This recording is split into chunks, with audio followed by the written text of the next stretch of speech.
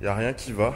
Ils ont perdu mon sac, ma carte marche pas. Et le pick-up qui devait venir me chercher pour prendre ma voiture de location est pas là non plus. Sans eau, sans nourriture, pour aller chercher une voiture. Voilà, je voulais de l'aventure, et ben je suis servi. Me voilà dans ma voiture, il est 5 h du mat, je suis complètement KO. Et je vais dormir un peu en fait.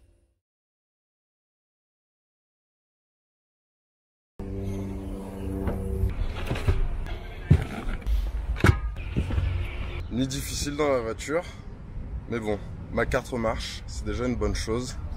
J'ai pris une amende depuis ce matin, parce que j'étais garé trop longtemps sur le même parking. On m'a offert un plat d'essence parce qu'on n'a pas pu venir me chercher à l'aéroport. Ma valise a été retrouvée, sauf que je dois encore attendre 4 heures. Ça s'arrange tranquillement, mais voilà.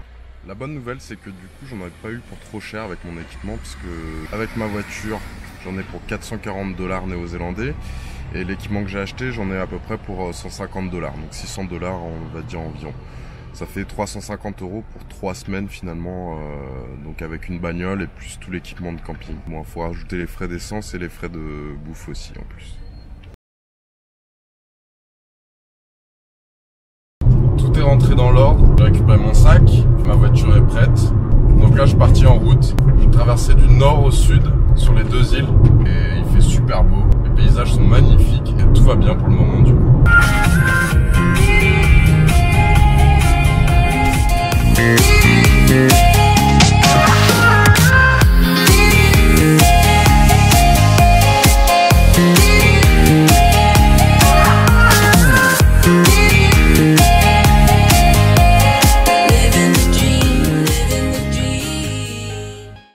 Pause déjeuner et initiation au camping.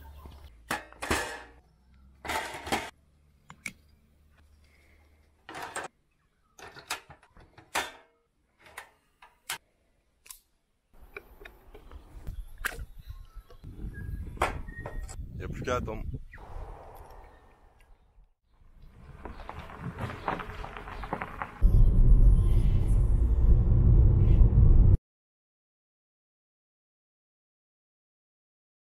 J'ai trouvé où j'allais passer la nuit. Ce sera en camping sauvage. J'ai croisé des gens, je suis pas tout seul sur le camp. Ils m'ont dit que je pouvais camper là sans problème, que c'était légal. Il y a une petite rivière juste à côté. Il y a des toilettes. C'est plutôt cool. Plus qu'à planter la tente maintenant.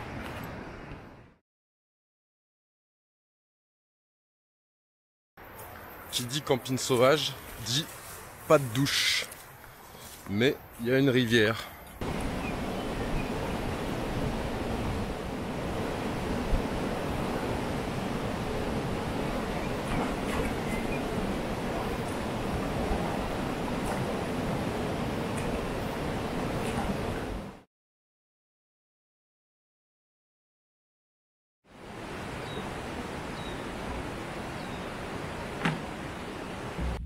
Réveil matinal.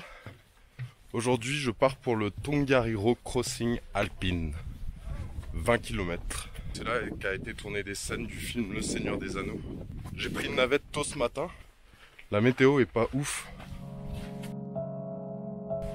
Mais voilà, t'es obligé de réserver à l'avance parce que justement, il y a tellement de monde qu'il n'y a pas d'autre solution.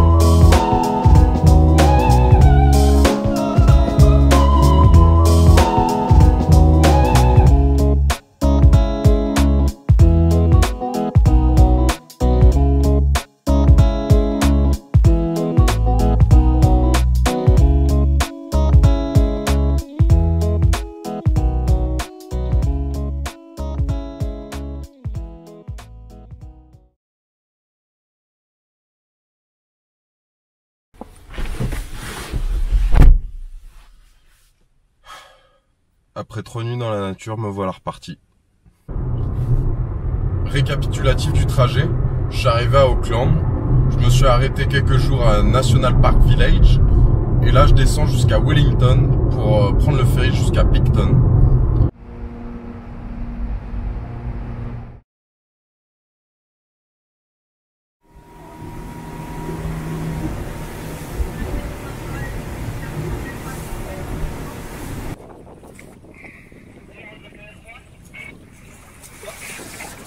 Ok. Voilà, on vient de me déposer en bateau sur mon point de départ. Puisqu'aujourd'hui je pars pour 3 jours de trek pour le Abel Tasman Coast Track. Nouvelle étape pour moi puisque là pour le coup je pars vraiment en autonomie à 100%. J'ai ma tente sur le dos, j'ai ma bouffe avec moi et voilà, je vais camper.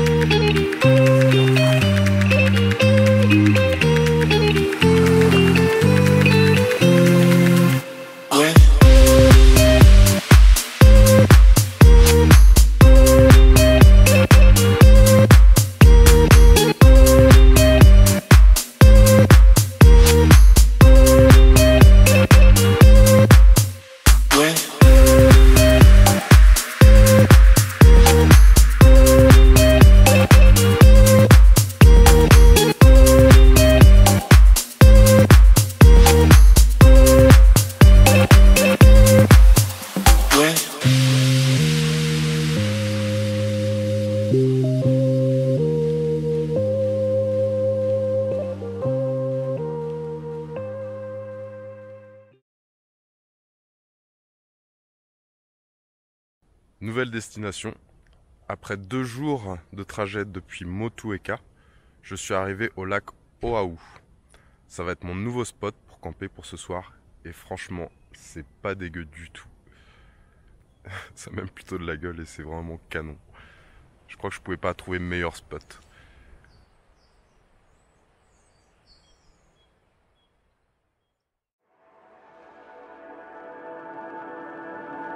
Aujourd'hui, trek au Mont Cook.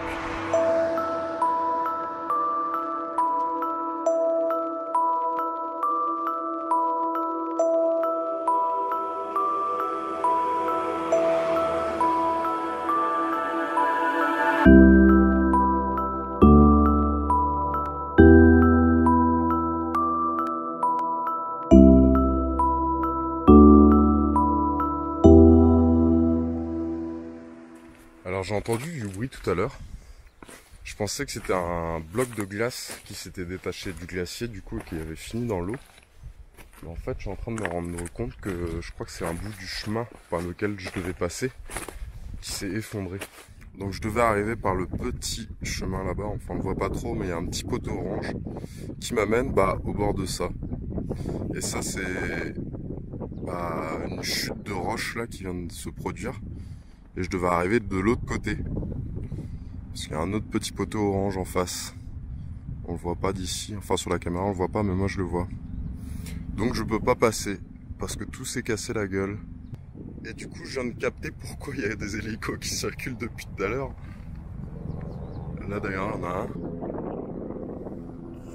J'aurais te dire faut mieux que ça se casse la gueule maintenant que pendant que j'étais dessus.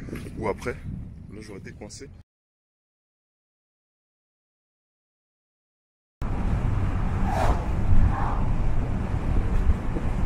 Je suis arrivé dans le sud de l'île du Sud. Donc là c'est ma dernière étape et après j'ai recommencé à remonter vers le nord. Voilà mon nouveau spot pour ce soir. J'ai passé 2 nuits ici. Bon c'est pas le meilleur spot que j'ai trouvé mais je suis en bord de rivière, c'est plutôt cool. C'est rempli de lapins par contre. Et voilà, ça va faire l'affaire.